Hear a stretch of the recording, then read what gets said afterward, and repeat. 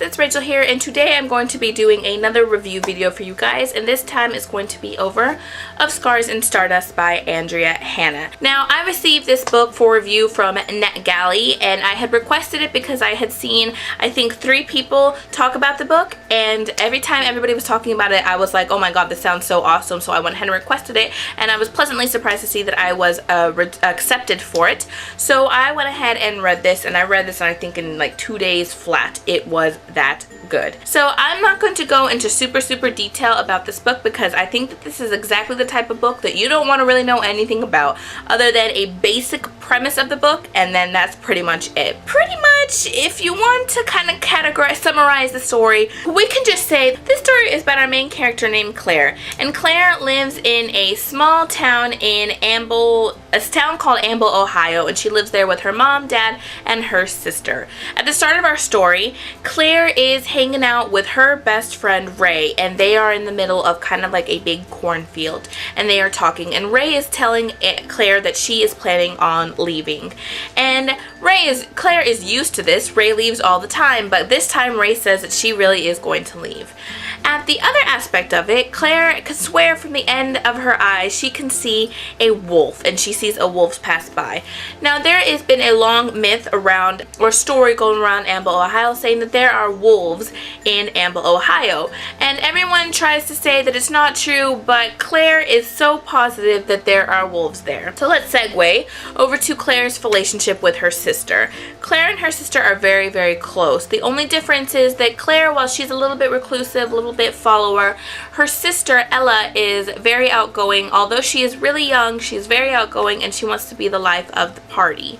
So one night, Ray decides she's going to throw a party for Claire for her birthday, but it is really masked as a pretty much going away party for Ray. Claire is excited to go because she's hoping to run into Grant being Ray's sister, and she's hoping she's going to run into Grant and that they're going to have a good time together. Grant has sent a message to Claire saying that he will be there and that he hopes that she's there too, and to leave her sister at home. Well, of course, Claire gets up in the middle of the night, goes to the party, or is going to the party, and sure enough, Ella wakes up. Claire explains to Ella that she cannot go because it's for big people only, and also that the wolves may get her. Claire goes to this party, and Grant is not there. But then, lo and behold, now shows up Ella. Claire does her best to explain to Ella that Ella needs to leave, but Ray keeps saying that Ella can't leave because the wolves will get her. Claire eventually explains to Ella that she needs to go, and Ella leaves, and in the morning things are never the same again. So that is pretty much where our story starts off. Claire leaves, she goes to a different city, she goes to Manhattan, I believe, and then one day she receives a phone call that her sister has gone missing and that she needs to go back to Ohio, and that if she doesn't go, and then she has to decide whether she should go or she should stay. Going would mean that she would have to face what she left. So this story is pretty much that in a bubble. I don't want to go, like I said, I don't want to go into very much more detail than that because I don't think that you guys should really know a whole lot of detail what the story is about. The thing that I love, I gave this book a 5 out of 5 stars. I absolutely loved this book. I really think it's going to be a big book, and I really hope it is, and I will definitely be buying a physical copy when the book comes out. This book has a lot of stuff going on in it. What I really enjoy so much about this book is the unreliable narrator. I absolutely love books with unreliable narrators. They are so awesome, and I love them because you don't know.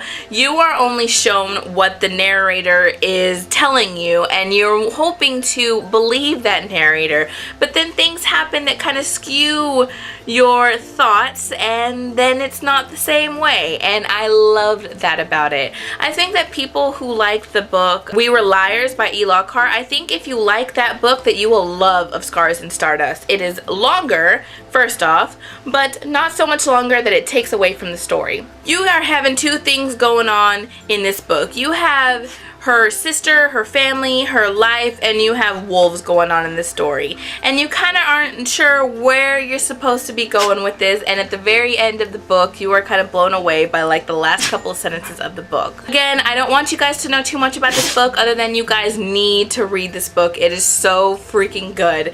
I read the book, and I think 2 weeks ago, I read the book at 2-3 weeks ago, and I was really really bummed that the book wasn't out yet because I couldn't really talk to anybody about it, so I went and talked to Rachel from Rachel Writes about it on Boxer, and we both really enjoyed the book, and we kind of shared some of our ideas of what was going on in the book, and I really enjoyed that. So again, I think you guys, if you would really enjoy this book, the writing is lyrical, beautiful, so romantic, it's wonderful. There are so many quotable passages in this book. The characters are on point, it's really great. The characters from everyone from the dad, Claire, Ella, Grant, Ray, all that kind of wrapped up is so great. Even the wolves make the story so much more amazing, and I think that you guys will really enjoy it. Like I said, I gave it a 5 out of 5 stars, and I highly recommend it if you guys want a kind of eerie, because when you start the book out you can tell it's going to take kind of an eerie tone to it. So if you want a book that's kind of eerie but beautifully written with an amazing twist at the end, then I highly recommend this book. Like I said, 5 out of 5 stars. And yeah, so this book comes out October 7th or October 8th. I will leave everything down below. I will leave the Goodreads page to where I wrote a written review for the book. I will leave everything down below. But yeah, other than that, guys, thanks so much for commenting, liking, subscribing, and I will talk to you guys in my next video.